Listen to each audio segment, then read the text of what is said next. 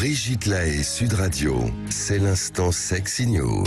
Eh bien, Christophe Médici, nous retrouvons notre journaliste Flore Chéri qui a mené son enquête sur l'intelligence artificielle qui va évidemment modifier nos relations. Alors, ce sera peut-être plus de la haute qualité relationnelle, c'est pas sûr. On ne sait pas encore comment ça va basculer. Hein. Oui, c'est un peu le sujet du moment, l'intelligence artificielle. Difficile de passer à côté, une intelligence qui fascine autant qu'elle nous fait peur et qui a déjà un impact très fort dans nos façons de se rencontrer. Je vais vous citer 3 exemples d'usages auxquels vous n'avez peut-être pas pensé dans les applications de rencontre. L'application Photo IA, par exemple, propose de vous rendre irrésistible via ce qu'ils appellent le Tinder Pack. Vous envoyez une douzaine de photos de vous et le robot vous les rend en mieux et surtout optimisé pour pécho. On peut imaginer une photo prise sous un angle bien sûr plus flatteur, améliorer l'éclairage, mais aussi ajouter un contexte séduisant autour de vous, comme si vous étiez par exemple à la bibliothèque ou entouré d'amis avec des lunettes de soleil. Des situations très clichés mais qui sont censées être très attirantes et efficaces, surtout sur les applis. Bon, ils proposent aussi les LinkedIn Pack et les Instagram Pack si besoin. Cupid Bot, également un bot conversationnel créé par des anciens développeurs de chez Tinder, serait capable de gérer plusieurs conversations à notre place. Pour cela, il analyse les précédentes discussions de l'utilisateur. Il demande aussi une sorte de cartographie des goûts, comme les endroits où il aime sortir. Et hop, il discute virtuellement avec plein de matchs en même temps. Il n'y a plus qu'à se rendre au rendez-vous que le robot aura sélectionné pour l'utilisateur. Il peut même recommander le meilleur resto ou le meilleur endroit en fonction du match d'en face. Une autre forme d'usage est celui de contrôler la qualité de la conversation. Aujourd'hui, les applications de rencontre se sont vite mises à jour contre les dick pics, vous savez, les photos non sollicitées, les demandes d'argent, les demandes d'informations personnelles, les insultes, etc.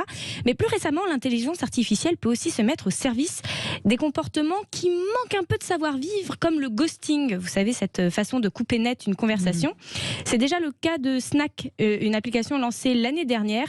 Mais on peut imaginer que d'autres comportements pas hyper cool comme l'hypersexualisation rapide d'une conversation sans que cela soit bien accueilli en face pourra être rendu possible dans les prochains mois. Alors ça peut faire un peu froid dans le dos, confier quelque chose d'aussi important que nos rencontres amoureuses à une intelligence artificielle et donc à des programmateurs qui décident non seulement à notre place ce qui nous convient le mieux, mais aussi quelles sont les meilleures photos et les meilleures conversations selon leurs propres critères. Ça peut laisser dubitatif. Maintenant, si la vie n'arrive pas assez bien à réunir les gens, si nos intelligences humaines, réelles mais faillibles, manquent d'efficacité pour les choses de l'amour, on sait combien elles sont compliquées, alors si les nouvelles technologies peuvent nous donner un coup de pouce, vendre le rêve à notre place, écrire les mots qui ne nous viennent pas, éduquer nos comportements qui sont parfois un peu lâches, eh bien pourquoi pas après tout. Alors moi, vous savez à quoi ça me fait penser finalement? Je me dis, est-ce que cette intelligence artificielle, c'est pas notre intuition quand on en a beaucoup? Moi, j'ai un peu l'impression qu'en fait, elle utilise énormément de paramètres et elle en fait quelque chose. Et au fond, c'est ça l'intuition. Oui, puis en plus, j'essaye d'être positive. Ouais. Vous avez raison. Non, c'est une bonne remarque. Je trouve que vous avez assez raison. Moi, ce que vous avez dit, Flore, me fait penser au film qui avait cartonné il y a 6-7 ans là, avec Joaquin Phoenix, qui s'appelait Her. Et Joaquin Phoenix avait eu d'ailleurs l'Oscar pour ce rôle. Il tombe amoureux d'un microprocesseur. Alors c'est de la fiction, mais des années 30, vous l'avez vu, Brigitte. Le problème aujourd'hui, c'est que connaissant l'évolution des sites internet de rencontres par rapport à l'IA, je trouve que ça va pas de mieux en mieux, ça va de pire en pire. Vous parlez de ghosting, il y a plein de choses comme ça. Aujourd'hui, ça chatte, au bout de 10 secondes, il n'y a plus personne au bout de la ligne. Tout le monde vire tout le monde avec nous. Il y avait plus de comportement épistolaire il y a 20 ans. Ça va de pire en pire. Aussi parce que le genre féminin est moins, entre guillemets, leurré qu'elle l'était il y a 20 ans. Les femmes il y a un désabusement. Elles sont complètement désabusées. Elles sont à leur 15e tour de piste ou 30e. Elles ont cru depuis 30 fois que c'était l'homme de leur vie parce qu'il avait écrit. Ce que j'ai bien aimé dans ce que vous dites, ça m'a fait penser à Christian dans Cyrano de Bergerac. Vous savez que Christian est nul. Il a aucune conversation. Par contre, il est très beau. Et donc, évidemment que Roxane est amoureuse de Christian, mais qui parle sous le balcon? C'est Cyrano. Donc c'est des Cyrano du net, en fait. Mais c'est marrant parce que c'est ce que je suis en train d'écrire en ce moment, bref, qu'importe. Et j'ai écrit hier un truc et je réagis par rapport à ce que vous venez de dire sur les femmes qui sont désabusées. Je crois qu'il y a un grand problème, et je suis sûre que Flore sera peut-être pas tout à fait d'accord avec moi, mais ce serait intéressant d'en parler, avec cette idée de consentement. Beaucoup de femmes veulent être sûres de ne pas se tromper sur une relation sexuelle. Sauf que le problème que ça finit par poser, c'est qu'à force d'avoir peur de se tromper, on ne fait plus rien.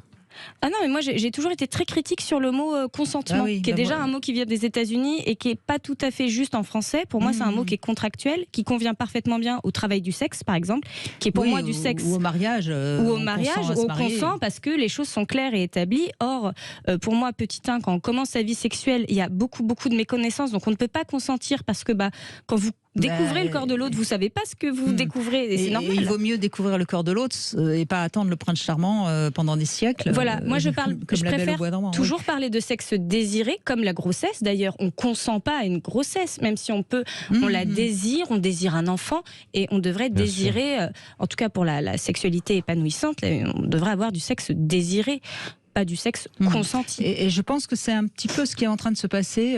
Les femmes ont peur justement de ne pas être suffisamment consentantes, donc elles finissent par plus rien faire. On voit le nombre de rapports sexuels est en le chute. pire étant chez les hommes. C'est les hommes qui se désintéressent plus du sexe que les femmes. C'est vraiment chez les jeunes hommes.